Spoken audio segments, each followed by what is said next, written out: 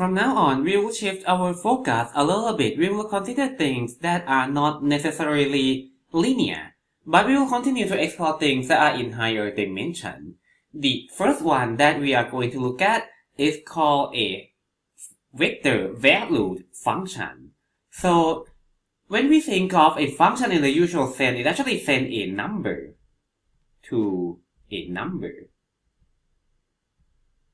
For example, if I have, let's say, f of t equal 3t squared.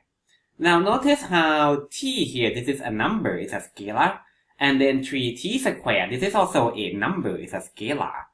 However, for a vector value function, what is going to happen is that it's going to send a number or a scalar to a vector.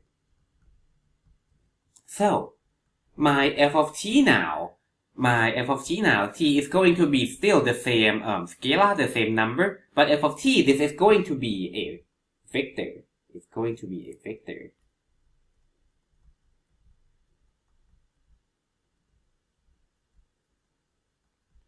Well, it's actually not that complicated, so let's just take a look at the first example that we have down here. Let's say I have a function f from R, notice that this is a number, it's a scalar, to R squared. So R squared now, this is a vector. So I'm thinking of R squared as just the set of a bunch of vectors. So now this function actually sends a scalar to a vector. This is a vector value function given by, so it's gonna have two coordinates. The first one is going, so it's gonna send my numerical value t to a vector whose first coordinate is 2t plus 1 and the second coordinate is t squared.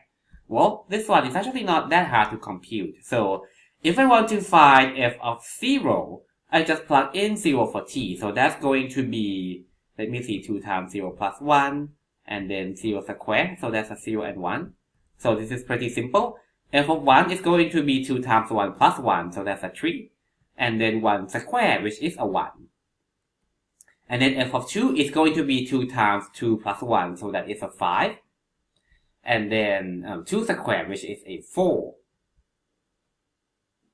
Let me remark real quick how this function is actually non-linear.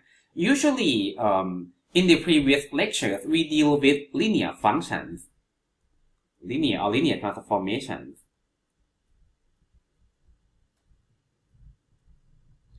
When we have linear transformation, what will happen is that f of 0 need to be 0.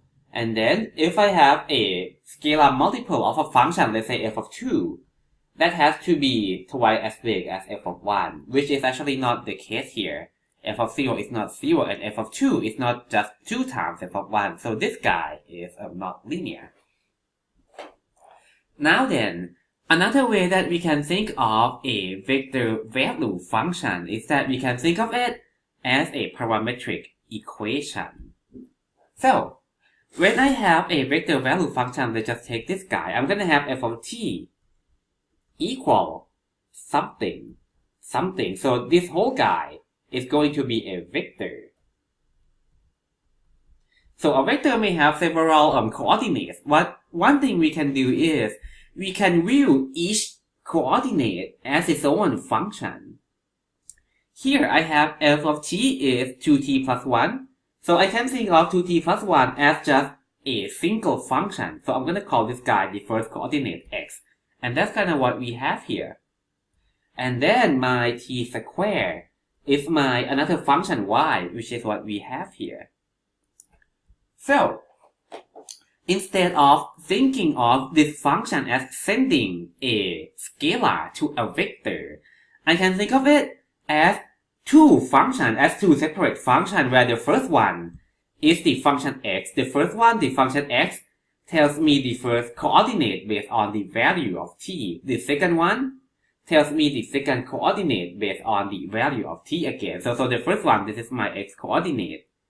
My first function is 2t plus 1. My second one, this is the y coordinate. The function is t squared. And now let me actually go ahead and graph this thing. Let me actually kind of do it from scratch this time. So I'm gonna set my t to be a variable. So I'm gonna let my t run. And then let me actually sketch the vector. So I want my vector to be, let's see, so this is for part 11.1 by the way. So I want my vector to be 2t plus 1 and then t square. Okay. So this is what we see earlier, t of 0. Okay, let me put it at 0. Okay, t of 0 is 1 0, which is what we have earlier. T of 1 is what? T of 1 is 3 1, which is what we see earlier. And T of 2 is 5 4, which is also what we see earlier.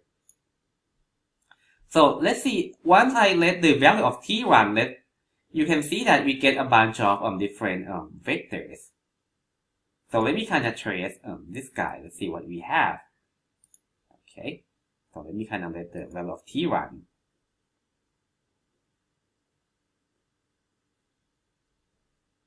Okay, let me kind of put it back here as well.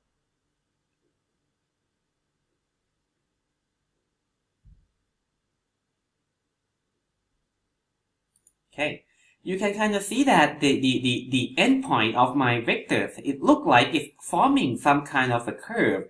Particularly, it looked like some kind of a parabola.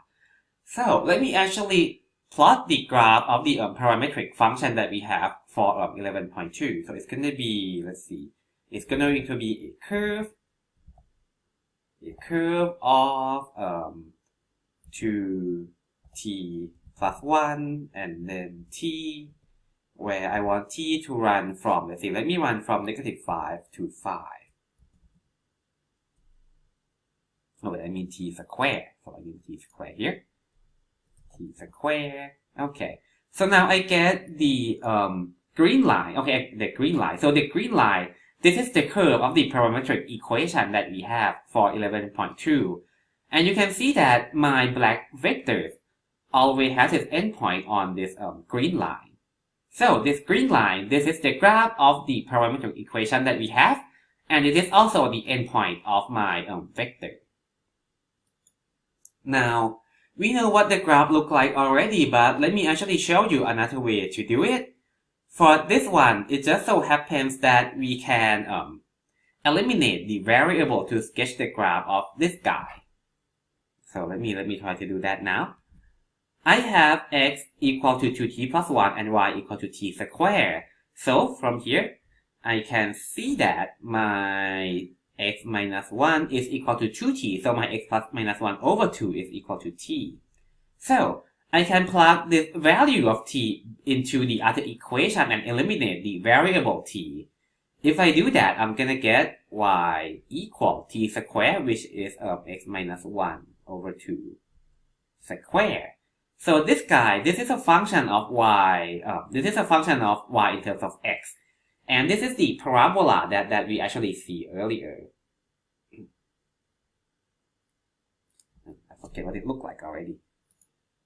Okay. Okay. So this guy is the graph of the parametric equation. And in this case, it just so happens that we can eliminate the variable t and reduce that to the function of y in terms of x. But we'll actually see in the later example that this is not always the case.